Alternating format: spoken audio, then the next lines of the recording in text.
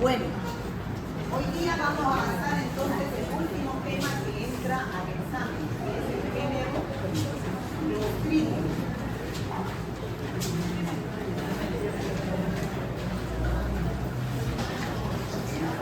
A ver, silencio, por favor. El género Clostridium son bacilos gram positivos, o sea, dentro de esta tablita que siempre la vemos, estamos terminando con los bacilos gram positivos. Hemos visto Corynebacterium diphtheria, Listeria monocytogenes, hemos visto Bacillus anthracis, Bacillus cereus, y ahora vamos a ver Clostridium.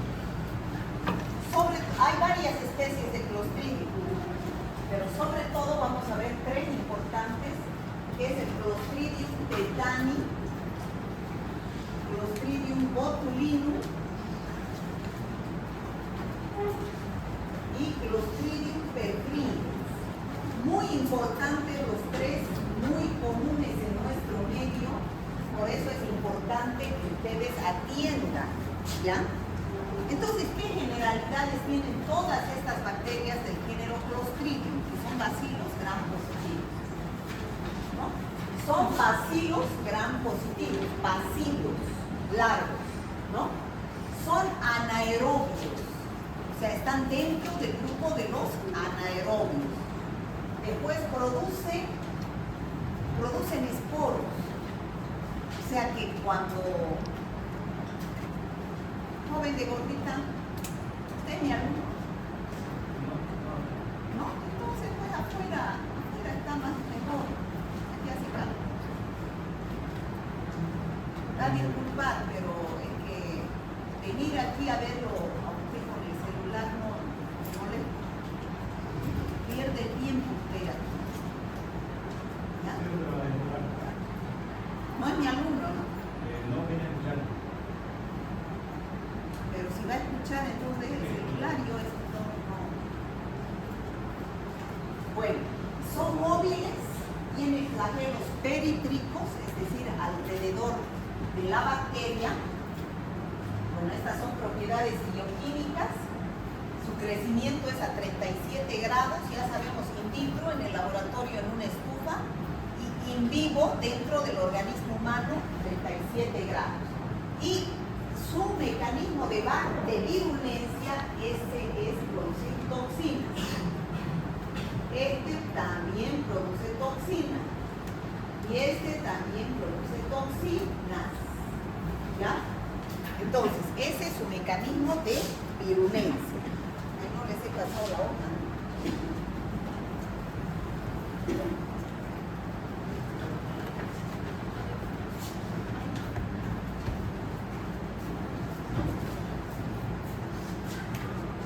Bueno, ¿cómo se clasifican estos Clostridium? De acuerdo al lugar a donde afectan estas bacterias, el Clostridium tetani y el Clostridium botulinum son neurotóxicos. A ver, ¿quién me puede decir qué significa neurotóxico? Son toxinas que afectan al sistema nervioso. Eso es neurotóxico. Entonces, produciendo el tétanos, que es una infección del sistema nervioso, que vamos a ver cómo afecta, y el botulinum, que produce el botulismo, que es parálisis flácida, simétrica, descendente. Ahora, el Clostridium perfringens, que es este de acá, este no es neurotóxico, no afecta al sistema nervioso, pero sí, su principal patogenicidad es el histotóxico. ¿Qué es el histotóxico? Afecta a los tejidos, o sea, es el principal causante de la gangrena gaseosa. ¿Saben lo que es gangrena? Cuando se produce necrosis de los tejidos, se gangrena, dicen, ¿no es cierto? Es el principal causante de la gangrena gaseosa al ser histotóxico. También el Clostridium perfringens es enterotóxico. ¿Qué significa enterotóxico? Señorita, usted no es mi alumna. ¿Y para qué entra? Ay, que son malcriadas, alejarse. entran y salen como en su casa. Enterotóxicos, entonces, ¿qué quiere decir? Que afectan al intestino. Entero quiere decir intestino. O sea, al afectar al intestino, ¿qué infecciones van a producir? Diarreas. ¿Ya? Y piógeno significa que producen pus. El Clostridium perfringens también. Entonces, el Clostridium perfringens, a través de sus toxinas, es histotóxico, o sea, afecta a los tejidos, es enterotóxico y también es piógeno, o sea, que produce procesos purulentos. ¿Ya? Entonces, en cambio, el Clostridium tetani y botulinum son neurotóxicos. Vamos a hablar primero del Clostridium perfringens, del neurotóxico, ¿ya? Es un bacilo gram positivo, histotóxico. Es un bacilo gram positivo que produce cuadros de necrosis de los tejidos. Esta es una gangrena, ¿no? Así es como se ve cuando el tejido se necrosa, la gangrena gaseosa. Entonces, es una bacteria. Todos estos son anaerobios. ¿Qué quiere decir? Bacilos gram positivos que se mueren con el oxígeno. No necesitan oxígeno. Anaeróbica, forma esporas, que quiere decir que tiene forma vegetativa y tiene forma de espora en condiciones adversas. ¿Dónde se encuentra como microbiota en los humanos y animales? ¿Dónde? En el intestino. Es el lugar más importante donde están. Son microbiota intestinal. Pero en el intestino, ¿cómo se encuentran? Como forma vegetativa, sin producir ninguna patología. Sin embargo, cuando salen del intestino a través de las heces, personas que defecan al aire libre o los animales que defecan, esa forma vegetativa se transforma en esporo. Y ese esporo es el que puede ingresar a través de una herida, en el caso de la gangrena gaseosa, que puede producir la necrosis de los tejidos. O puede ingresar a través de los alimentos por la boca y producir su enterotoxina. O también puede, esas son las dos vías por donde ingresa el Clostridium botulinum. Pero también se encuentra alrededor, en la zona perianal, alrededor de la boca, en el aparato genital femenino y el suelo y el agua que están contaminadas con materia fecal. Y de ahí se contaminan los alimentos. Bueno, las enfermedades que producen son variadas, dependiendo de los serotipos por los cuales son afectados. Por ejemplo, existen 5 serotipos. O sea, estas enfermedades de acá producen 5 serotipos, pero los más importantes se nombran con las letras del alfabeto. Los más importantes son el serotipo A y el serotipo C, ya que son los dos que vamos a ver, el A y el C. ¿Qué es el que produce el serotipo A?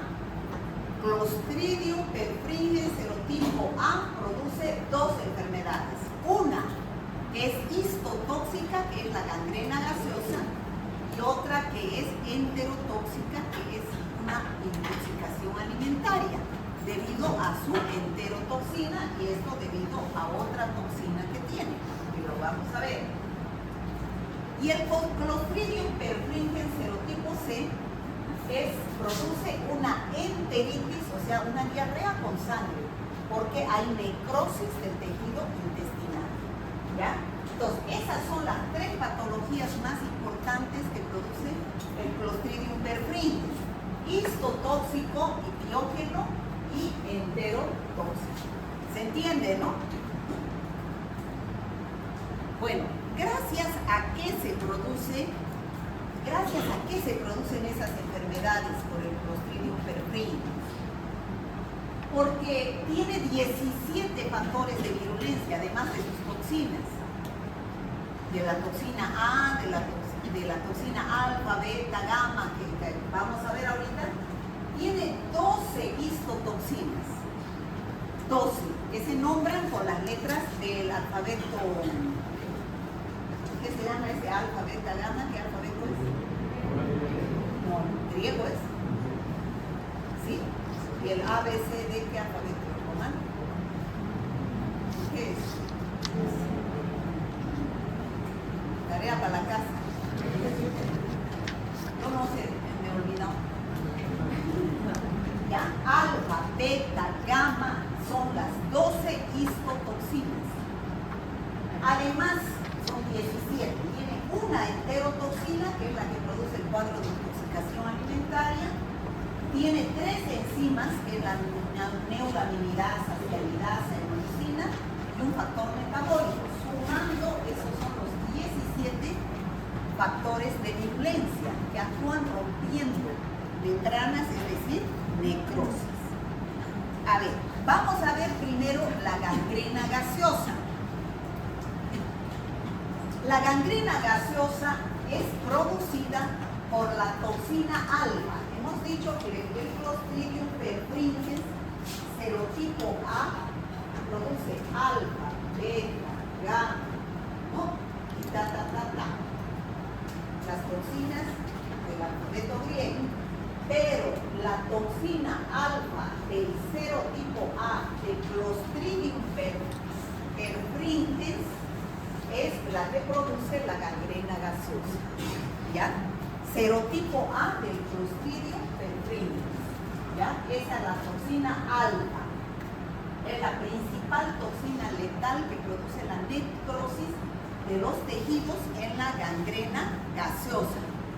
Al producir esa necrosis destruye las células sanguíneas, que son las plaquetas, los leucocitos, las células endoteliales, la membrana de las células musculares, produciendo la necrosis, amplio daño muscular y gran edema, ¿no? Que es la gangrena.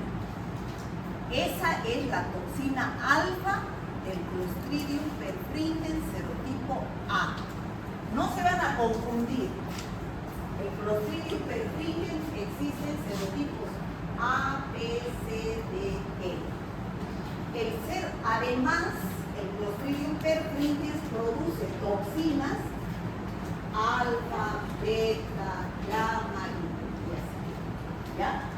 Pero la toxina alfa del serotipo A es la que produce la gangrena gaseosa. ¿Ya? Ahora, hemos dicho también que tiene una enterotoxina. Esta enterotoxina del Clostridium perfringens serotipo A también, o sea que este serotipo A también produce una enterotoxina que produce la intoxicación alimentaria. Al ingerir carne de vaca que no está bien cocida, que esté contaminada con esporos de animales infectados, ¿ya? Entonces, la enterotoxina actúa en la mucosa intestinal, aumentando la permeabilidad y produciendo diarrea, pero es una intoxicación alimentaria benigna por el consumo de carne de vaca. Sin embargo, hay otra toxina, que es la toxina beta, esta de acá, del Clostridium perfringens, pero ya no es el serotipo A, es el serotipo C, que produce la enteritis necrotizante. Esta sí es más grave, no es como la intoxicación alimentaria. Produce la enteritis necrotizante, produce necrosis del intestino. Es una toxina letal, necrótica, responsable de la enteritis necrotizante, pero ya no es el serotipo A, es el serotipo C. ¿Ya? Entonces, que quede claro, Clostridium perfringens tiene 5 serotipos, de los cuales el A y el C los vamos a estudiar porque son los que producen las enfermedades más importantes. El cero, además, produce toxinas alfa, beta, gamma. Pero el serotipo A través de su toxina alfa, es el que produce la gangrena gaseosa. El serotipo A través de su enterotoxina, es la que produce la intoxicación alimentaria. Y el serotipo C, a través de la toxina beta, es la que produce la enteritis necrotizana. ¿Está claro, chicos? Ese es el Clostridium perfringens.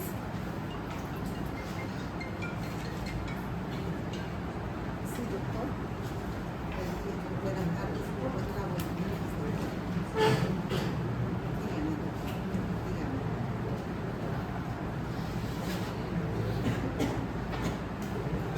Claro que sí, doctor. Por usted, porque ya, por usted, ya. Que el miércoles tenemos elecciones de los profesores. Todos llaman a pedir el voto, ¿no? Solo cuando hay elecciones les piden. Ahora van a ver ustedes recién primera elección que van a pedir en la universidad. Van a ver que va a ser un carnaval. Hay que aprovechar de pasar clases cuando se puede, porque después no se puede pasar. Es un alboroto terrible. Bueno, entonces, el miércoles no hay clases, por si acaso. Sí, se va a votar solamente en un aula allá en el auditorio, porque somos solamente 150 docentes que vamos a votar entre enfermería, odontología y medicina. Vamos a votar en el auditorio. Y venimos un ratito a votar, pudiendo pasar clases y no perjudicarnos. ¿Por qué? Porque igual tenemos que venir a pasar clases y podíamos ir a votar, ¿no es cierto? Pero las aulas todas cerradas, se cierra la universidad porque hay elecciones. ¡Qué barbaridad! Bueno, a ver, seguiremos, ¿ya? Entonces, estamos avanzando en Clostridium perfringens con estas tres enfermedades. A ver, ¿cómo es que se produce la gangrena gaseosa? Fíjense. Esta es la necrosis de los tejidos. ¿Han visto ustedes alguna vez un tejido necrosado? Generalmente son los diabéticos, ya que se necrosa y hay que sacarles el dedo, hay que sacarles después el pie, la pierna, porque hay disminución de la permeabilidad, ¿no? Entonces, ¿por dónde ingresa la bacteria? La fuente de infección son los esporos del Clostridium perfringens, ¿no? ¿Por dónde ingresa? A través de una herida, generalmente una herida en el pie. Y entonces ingresa, hay una puerta de entrada, se contaminan los tejidos y en ese lugar hay disminución de oxígeno, bajo potencial de óxido-reducción, lo cual facilita el crecimiento de esta bacteria anaerobia. ¿Ya? Se multiplica en esos tejidos necróticos, en los diabéticos, en los que tienen arteriosclerosis.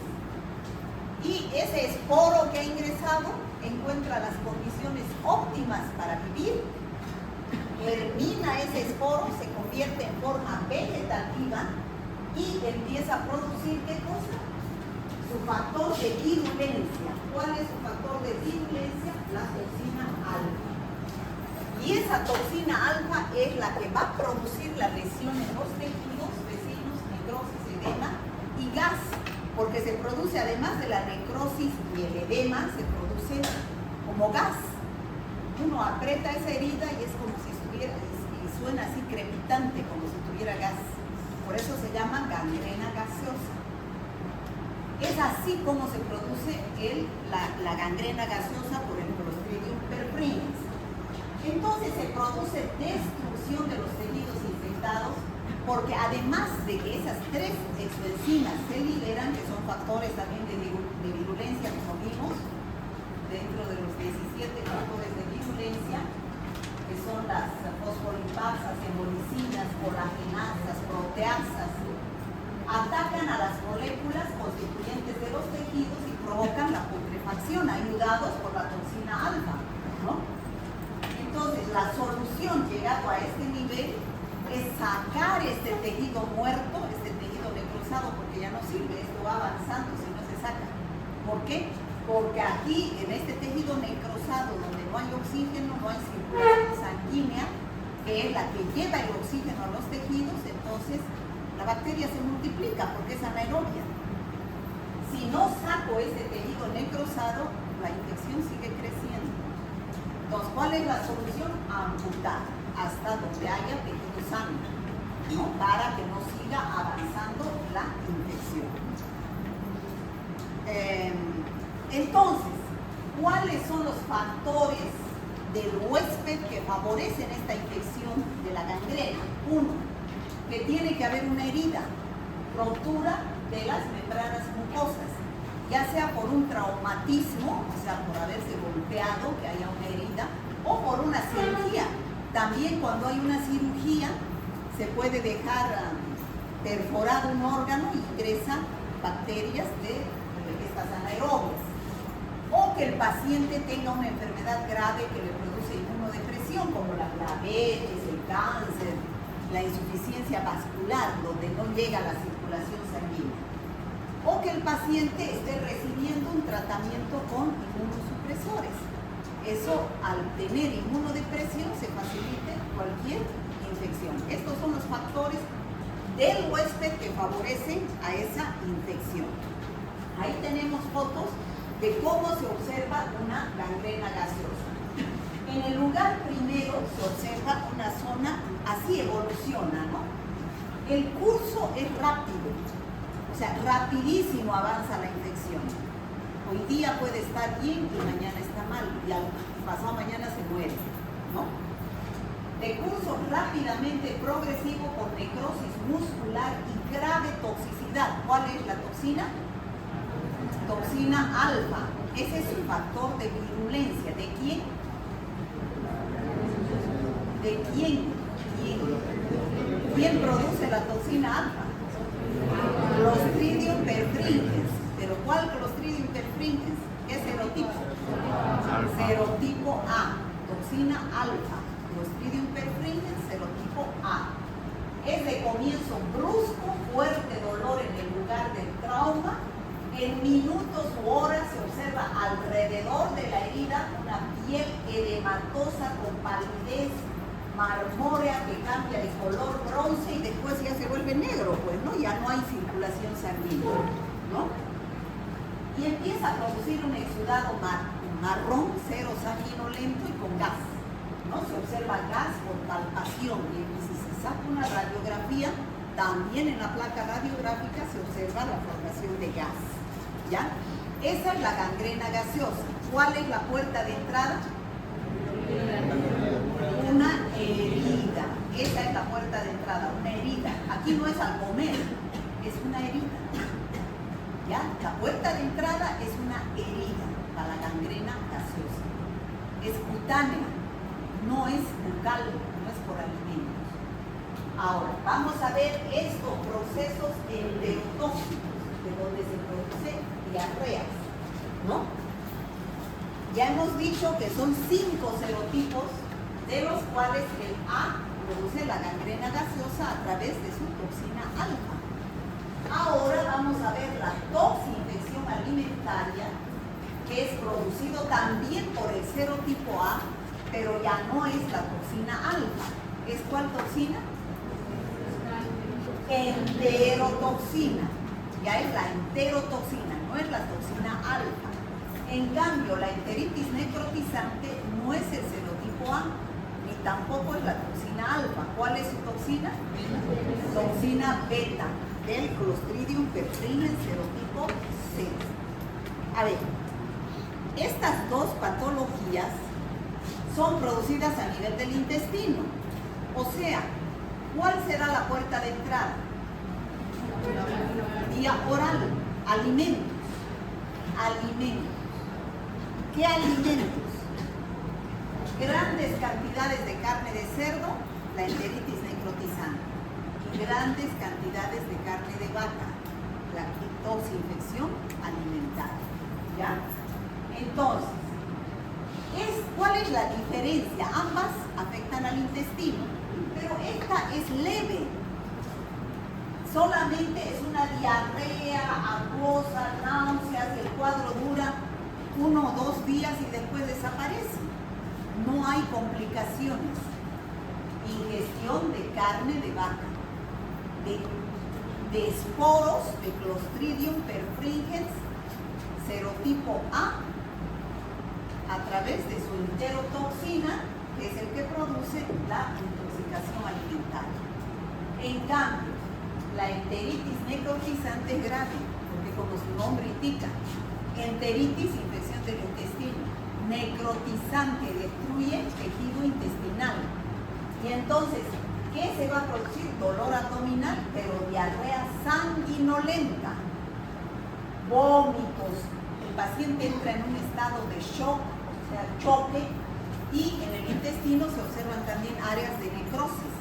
Y puede gangrenarse también en el intestino, se perfora el intestino y al perforarse el intestino sale toda esa microbiota y ese zoológico que tenemos en el intestino a contaminar el abdomen y se produce una peritonitis, sepsis y muerte del paciente. Entonces, eso es debido a ¿qué toxina? Toxina beta. ¿Quién es el agente etiológico? Clostridium perfringens serotipo C. ¿A través de qué factor de virulencia? Toxina beta. Factor de virulencia es cuál es el factor de esa bacteria que produce la enfermedad, por favor. Si no saben conceptos en su examen, ¿qué van a poner? Se van a confundir. Yo ya les he dicho, yo en los exámenes pregunto harta epidemiología, porque ustedes para llegar a un diagnóstico tienen que saber pues, los 3 pilares fundamentales, y eso es a través de preguntar al paciente. ¿Aquí qué le van a preguntar para saber qué es una enteritis necrotizante? ¿Qué le van a preguntar? No, contacto. Esto no es por tocar a un animal, es porque por comer, si comió carne de cerdo, ¿no? Si comió carne de cerdo, le van a preguntar, los síntomas van a ser diarrea con sanguinolenta, ¿no? Si comió carne de cerdo, y grandes cantidades y no bien cocida, ¿no? Entonces, yo pregunto, fuente de infección y vía de transmisión. En cada enfermedad yo les he ido explicando. La fuente de infección siempre está en el enfermo. Y la vía de transmisión siempre está en el susceptible. ¿Quién es el susceptible? ¿El enfermo? El sano. Entonces, este es el enfermo. Aquí está la bacteria o el esporo, lo que sea. Y va a ingresar por varias vías: oral, conjuntival, aérea, cutánea, congénita. Son varias vías por las cuales puede ingresar la bacteria. Entonces yo pregunto en los exámenes, les estoy diciendo, fuente de infección del antrax, fuente de infección de la enteritis, de la intoxicación alimentaria, factor de virulencia. ¿Qué es el factor de virulencia? ¿Ah? Aquí, ¿cuál es la fuente de infección de la intoxicación alimentaria? ¿Cuál es? Carne de vaca con esporos de Clostridium perfringens serotipo A. ¿Y cuál es su factor de virulencia? La toxina, la enterotoxina. Nada de toxina beta. Estoy preguntando de la intoxicación alimentaria. Y si yo les pregunto cuál es el factor de virulencia de la enteritis necrotizante, toxina beta. ¿De quién? Del Clostridium perfringens serotipo C. ¿No? ¿Y su factor de virulencia? Toxina beta. ¿Y su fuente de infección? Esporos o carne de cerdo contaminada con esporos de Clostridium perfringens serotipo C. ¿Y cuál es la vía de entrada? ¿Qué es la vía de transmisión? ¿Cuál es? Oral, entra por la boca. ¿Quién la gangrena gaseosa, ¿cuál es la fuente de infección? Animales. Fuente de infección, no se me confunda. Qué manera de repetir y ustedes nada. ¿Cuál es la fuente de infección de la gangrena gaseosa? ¿Ah? ¿Son los esporos o no? ¿Los esporos de dónde? Es de la vaca. ¿Cómo fue la gangrena gaseosa de la vaca? Se ve que no entienden nada. Estoy repitiendo un montón de veces y no se rían.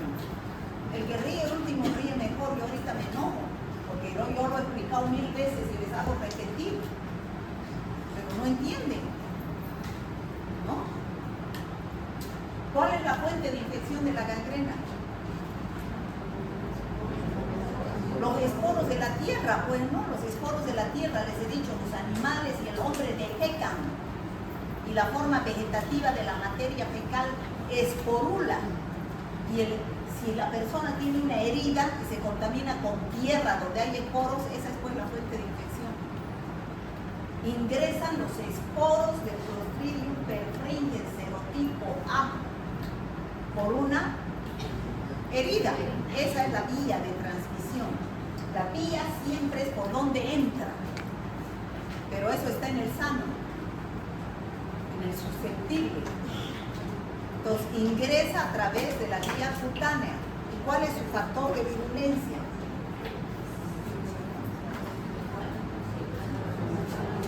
De la gangrena estoy hablando.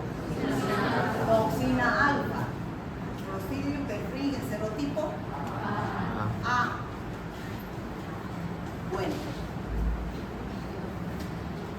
Bueno, el diagnóstico se basa en los hallazgos clínicos. Ver un tejido necrosado, edematoso, que ya no haya circulación, entonces microbiológicos, de cultivar, hacer un análisis microbiológico. Entonces ese es el diagnóstico, ¿no? Se puede hacer.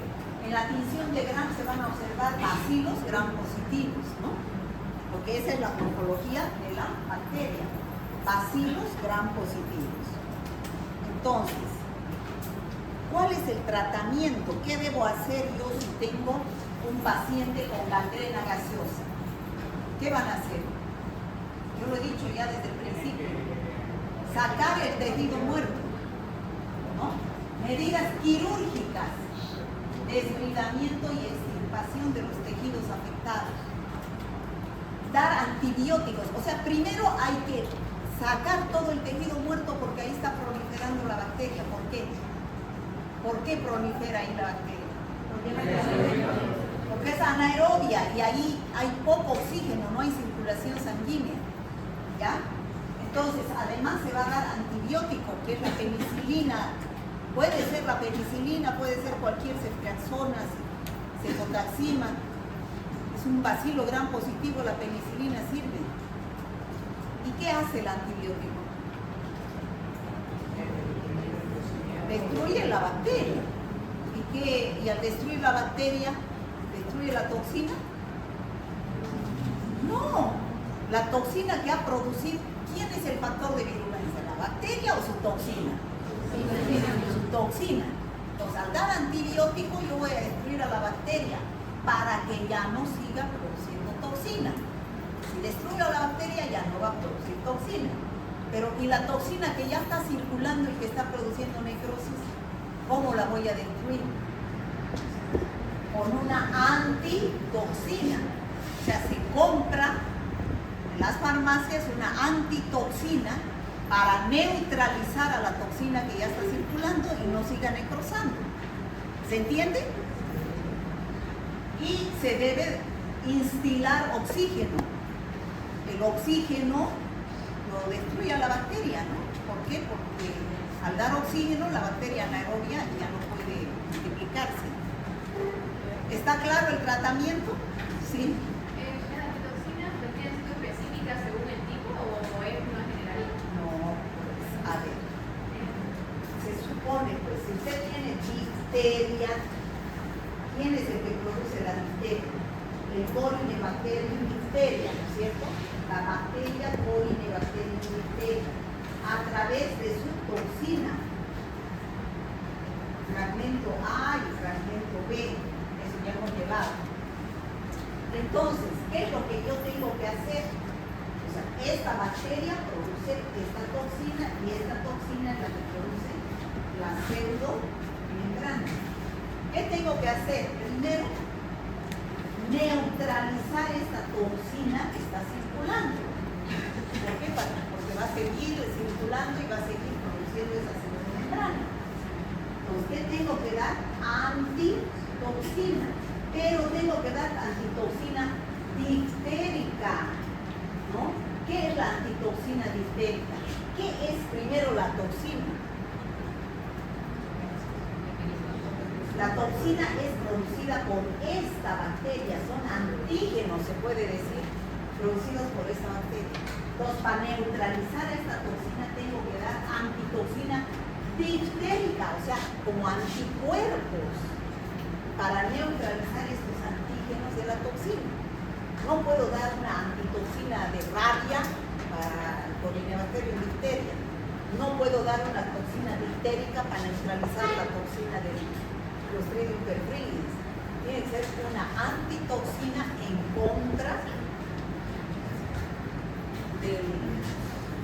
contra de la toxina del Clostridium perfringens. ¿Se entendió? ¿Sí? Es específica, ¿no? Es como un encuentro antígeno-anticuerpo. El antígeno neutraliza al anticuerpo, ¿ya? Bueno. En el caso, eso es en el caso de la gangrena gaseosa. En el caso de estas infecciones intestinales, ¿cuál es el tratamiento?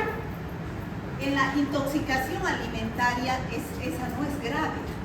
La intoxicación alimentaria hemos dicho que tarda 1 a 2 días y es autolimitada y se va de por sí. Lo que hay que hacer es tratar los síntomas. ¿Y cómo se trata? A ver, joven, usted que está ahí para dormirse, sí. ¿Cuáles son los síntomas?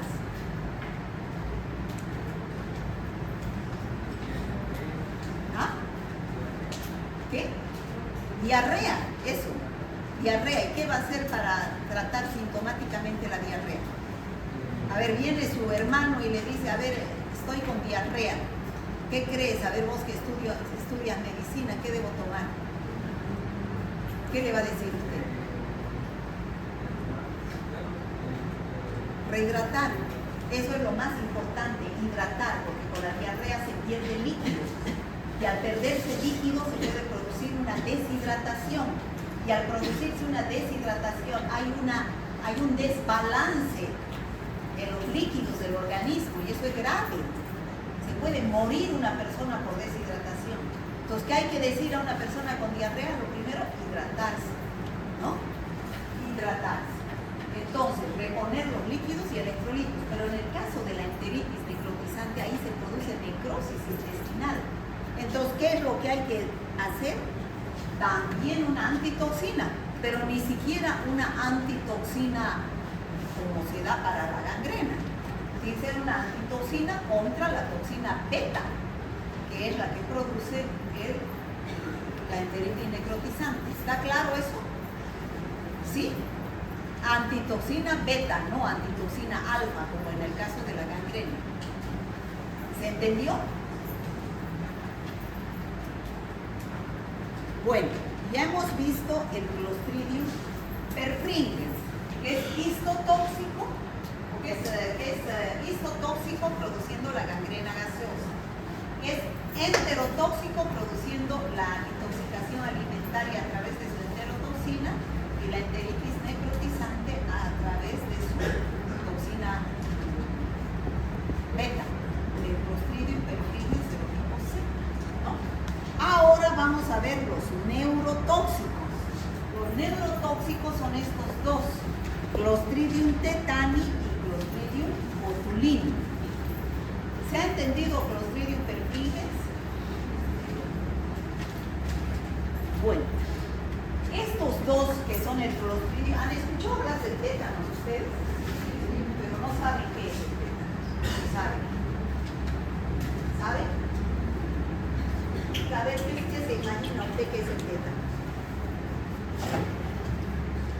¿Qué se imagina usted?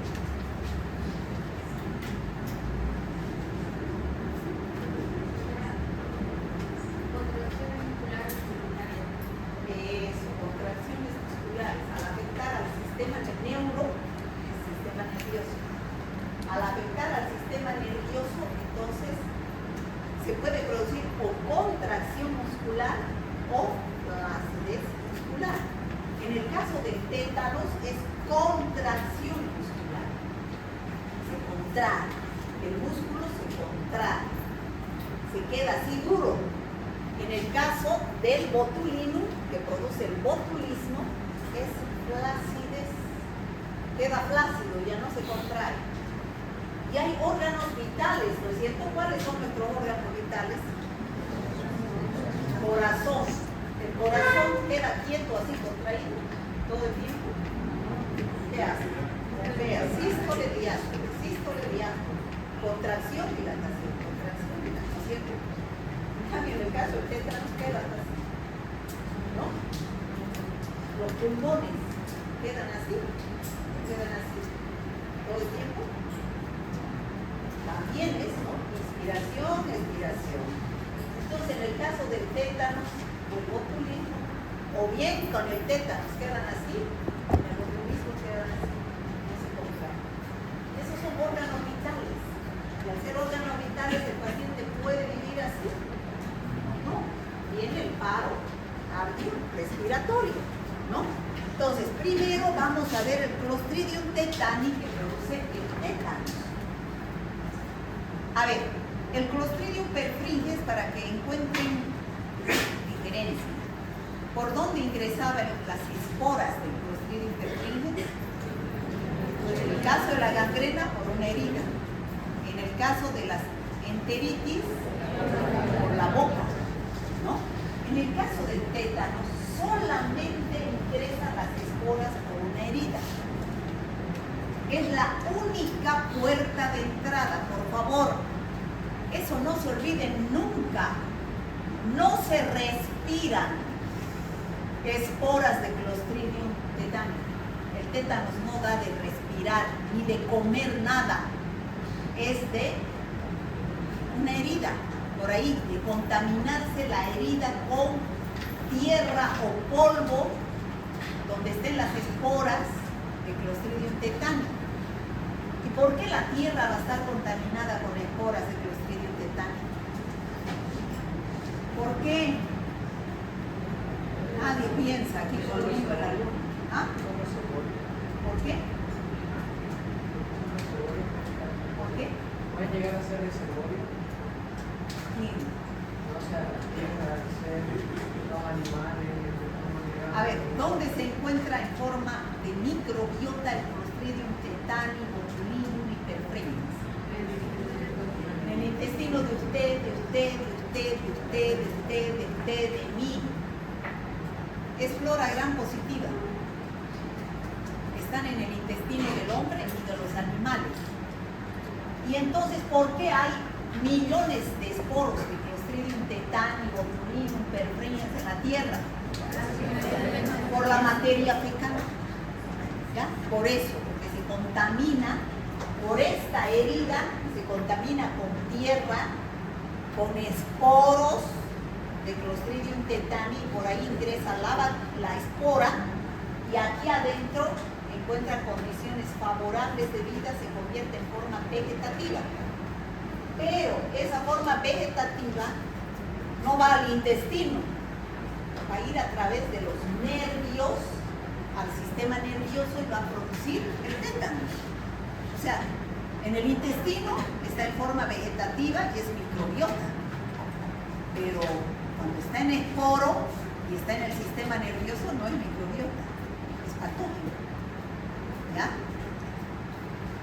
Entonces, este Clostridium tetani también es un bacilo gram positivo, también es anaerobio, produce esporas y dice los libros que su forma tiene palillo de tambor, dice. O sea que más o menos el bacilo tiene una forma así que tiene sus esporos ahí, como palillo de tambor. Ya, así dicen los libros. Su hábitat, ¿dónde se encuentra? En la tierra. Está contaminada con materia fecal, ¿no? Porque está en el intestino del hombre y de los animales. ¿Cuál es su factor de virulencia? Ya dijimos, su toxina. Pero este tiene varias toxinas. La más importante, la que produce el tétanos, es una neurotoxina llamada tétanos plasmina.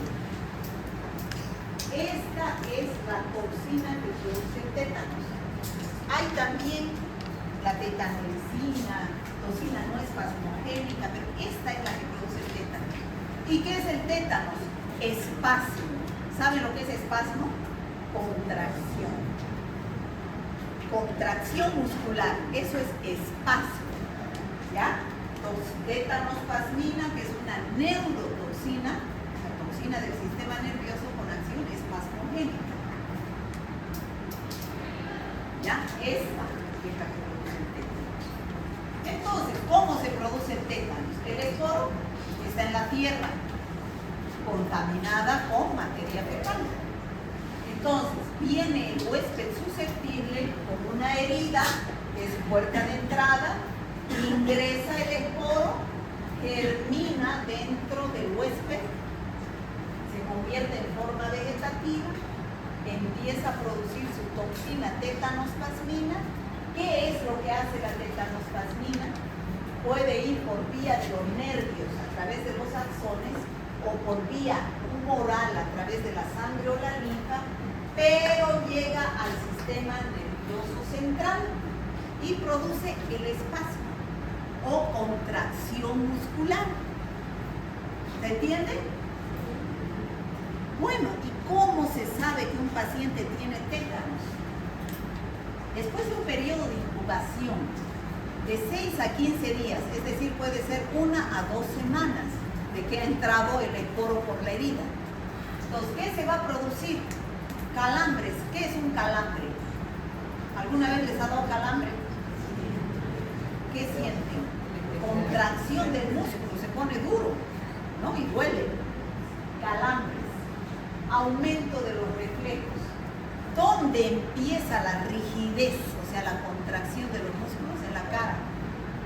Los maceteros, ¿no? Los maceteros son sobre todo los músculos mandibulares, se ponen duros, se contraen y empiezan a quedarse los pacientes así, como con la boca abierta. Y entonces se produce el trismus. ¿Qué es el trismus?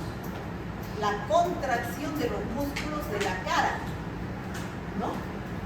Lo cual va bajando. Se contrae también los músculos faríngeos y se produce disfagia, o sea, dificultad para tragar. El cuello, rigidez del cuello, después baja la espalda. El paciente, como queda con los músculos de la cara paralizados, a veces queda con la boca abierta y semeja que estuviera riendo. Entonces dice risa sardónica, ¿no? Empieza a convulsionar, así. Y empieza a convulsionar, adquiere la posición de opistótonos, se dice. ¿Qué es la posición de opistótonos? En alto el cuerpo. Se apoya solo en los talones de los pies y la cabeza, ¿no? Y son unas convulsiones tan fuertes que el paciente puede fracturarse, ¿no? Eso es el típico tétanos. Ese es el tétanos generalizado, o sea, entra por una herida, pero se generaliza a todo el organismo. Pero también hay un tétanos localizado, solamente en el lugar de la herida. Es más raro. El otro es el actual.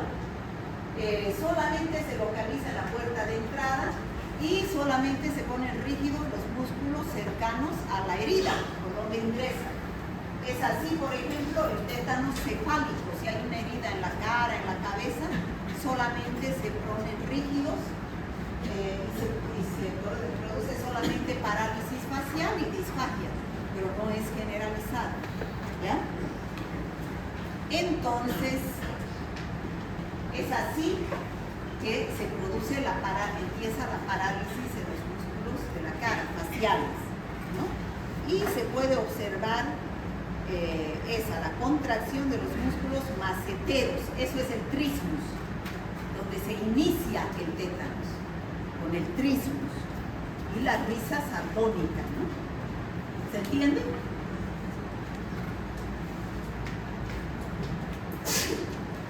Y después se ve, esa es la posición de Opisthotonos, ¿no? Las convulsiones que se producen. Ahora, también existe el tétanos neonatal, o sea que a los recién nacidos también puede dar tétanos. ¿Sí o no? ¿Sí? Bueno, ¿por qué será que a los recién nacidos puede dar tétanos? La contaminación del parto. En el momento del parto. ¿Por qué? Por el mal material Cordón umbilical. A veces se corta el cordón umbilical con material que no está estéril, que está contaminado con tierra, con polvo, con esporos de Clostridium tetani. Entonces ese bebé puede que desarrolle el tétanos neonatal, ¿no? Y lo mismo va a sufrir las convulsiones y es grave, ¿no? Para el bebé. Por eso, para prevenir el tétanos neonatal, lo primero que se hace cuando una mujer está embarazada es vacunarla contra el tétanos. Se pone la vacuna antitetánica. ¿Alguien ya se embarazó alguna vez? ¿Sí? Cuando se embarazan, entonces hay que poner la vacuna antitetánica para prevenir justamente el tétanos neonatal. No se sabe, porque a través de los anticuerpos maternos se va a pasar a través de la vía transplacentaria los anticuerpos, las inmunoglobulinas al bebé. Entonces el bebé, por más que el cordón umbilical no se sabe dónde le va a tocar, a veces en el campo cortan hasta con piedra el cordón umbilical, ¿no? Entonces hay riesgo de que se produzca el tétanos. A los recién nacidos, cuando no se sabe si la madre ha sido vacunada, hay que ponerle la antitetánica. La atención obstétrica debe ser con todas las normas de esterilidad, ¿no? Evitar que los instrumentos que se utilizan sean contaminados con polvo o tierra. Y ustedes saben que el bebé, cuando nace, queda con el ombligo colgando, ¿no es cierto?, el cordón umbilical. Entonces puede haber esporas ahí de Clostridium tetani. Entonces, ¿qué es lo que recomienda el médico cuando nace el bebé?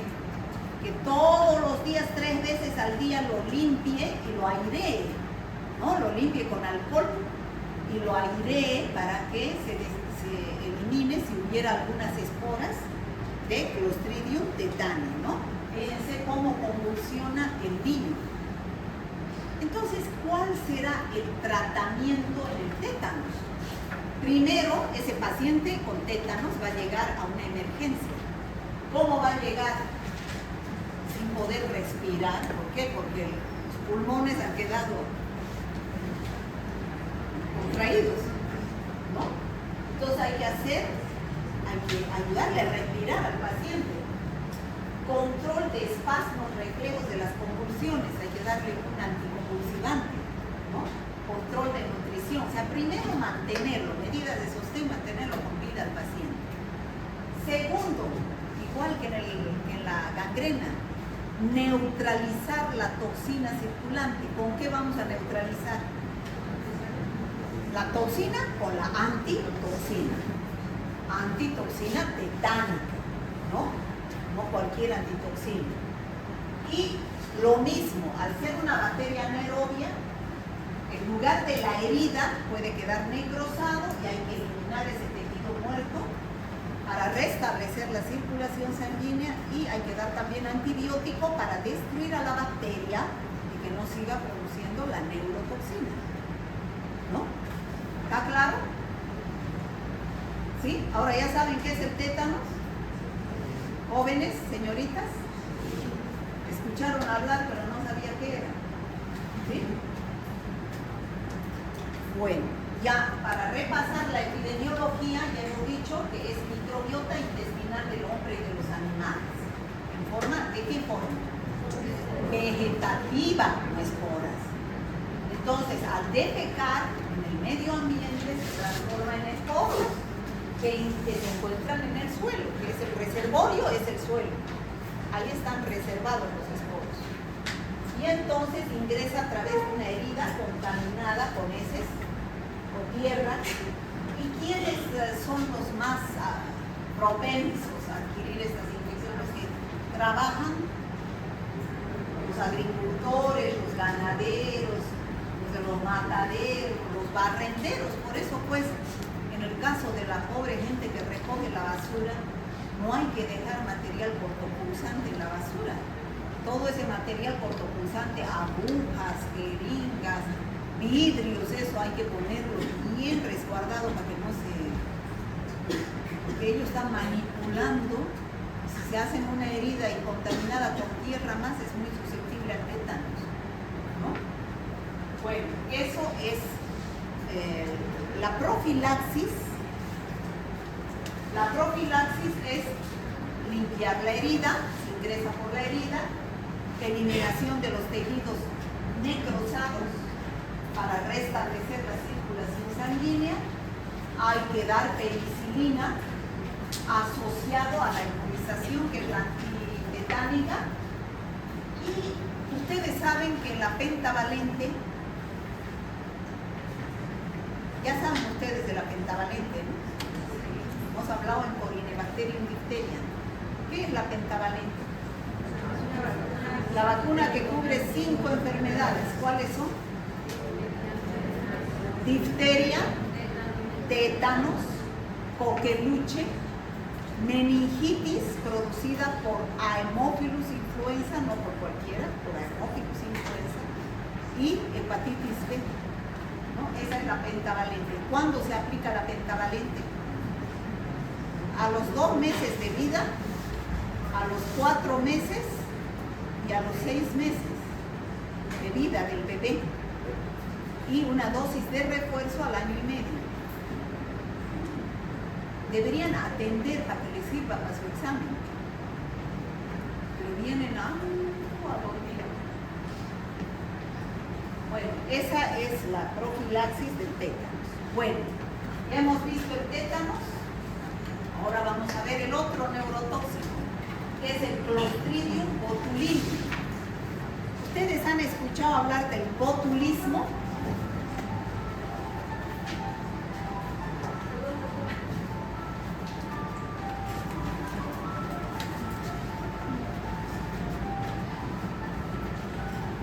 ¿Despertador? A esta hora duerme.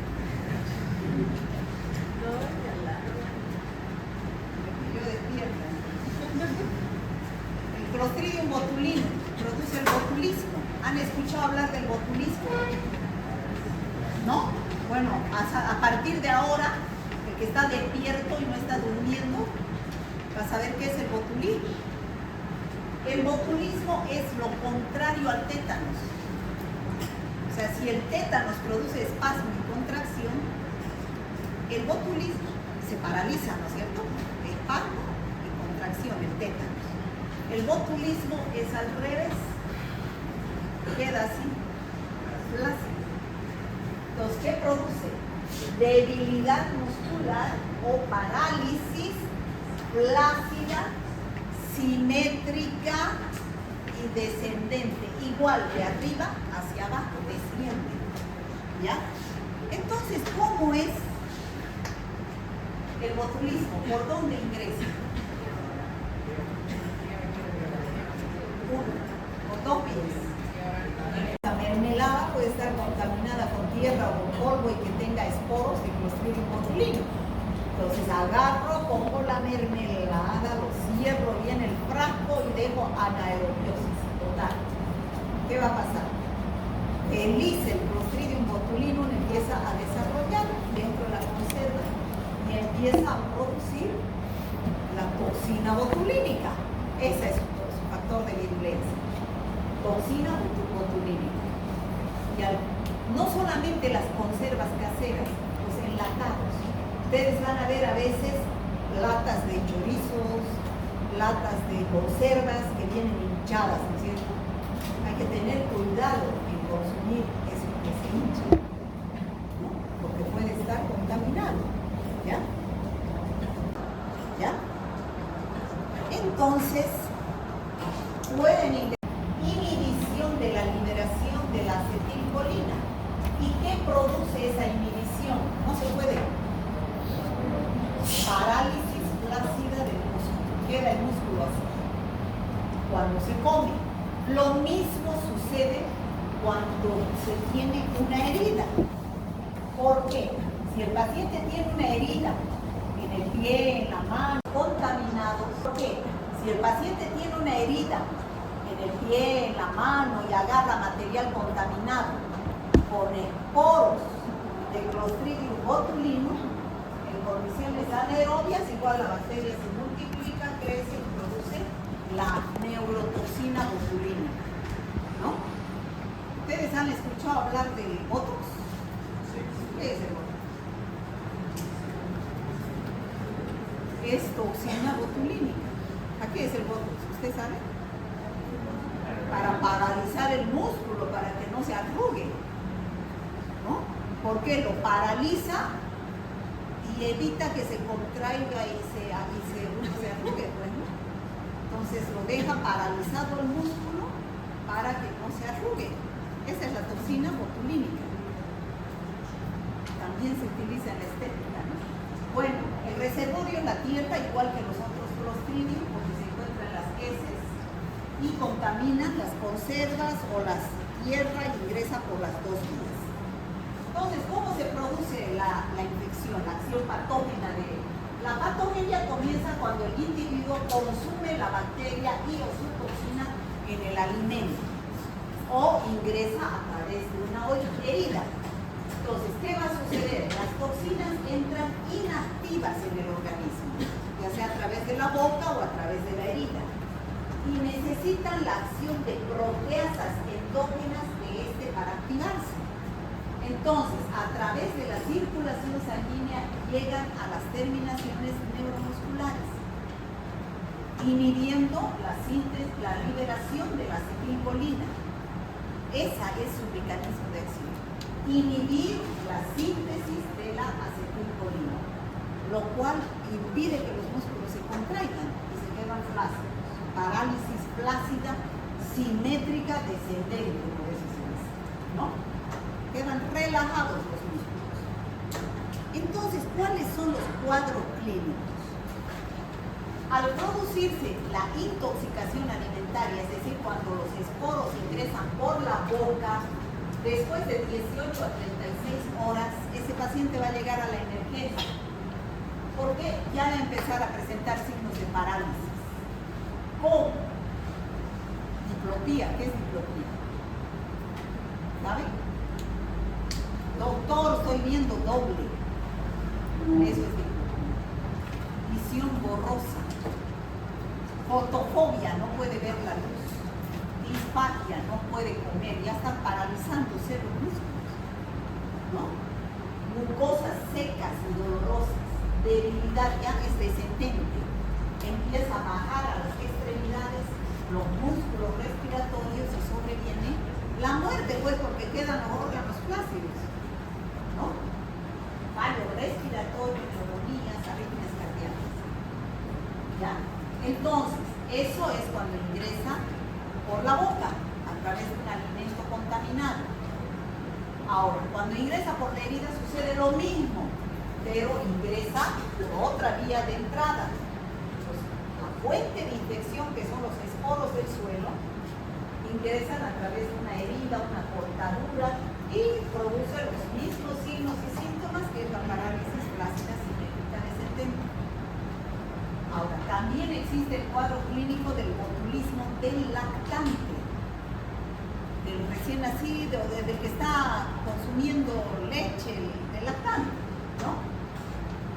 Entonces, generalmente, ¿cuáles son los niños afectados, los que tienen entre 3 y 20 semanas de edad?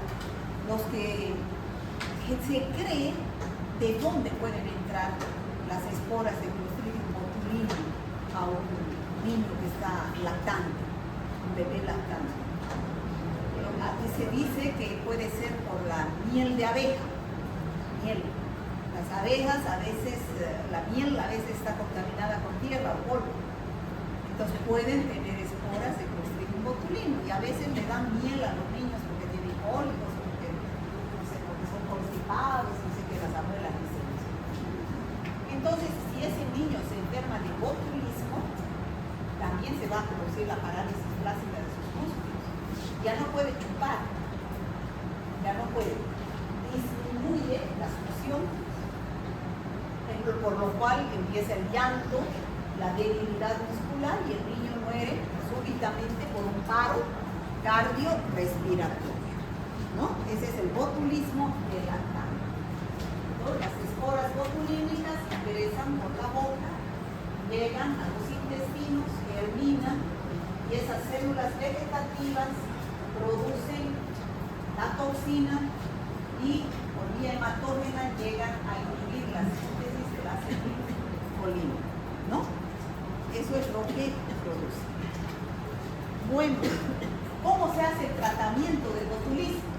Bueno, si ha ingresado por la boca a través de alimentos contaminados con la toxina botulínica, entonces si se le pregunta, ¿no?, al paciente, ¿a qué hora comió? Hace 2 horas, entonces mucho, hace 1 hora. Entonces todavía puede estar en el estómago. ¿Qué se hace? Se hace un lavado de estómago. Pero si ya dice hace 2 horas, ya ha pasado al intestino. Entonces ya se administra purgantes y enemas para eliminar por la materia fecal, ¿no? Y se da a su vez el suero antitóxico para neutralizar la toxina botulínica, ¿no? De manera inmediata, toxina química. Y que se elimina el microorganismo a través de ¿qué? De lo mismo, eliminar el tejido muerto, se ingresa por una herida, ¿no? Deshidratamiento por ventilación de oxígeno, dar antibiótico y sobre todo lo más importante, evitar que el paciente se muera, ¿no? Hay que aplicar medidas de sostén, o sea, mantenerlo al paciente con vida. ¿Por qué? Porque va a entrar con insuficiencia respiratoria, cardíaca, entonces va a entrar a una terapia intensiva, vigilar esas funciones para que no se mueran. Bueno, eso sería, chicos, Clostridium botulinum. ¿Alguna pregunta?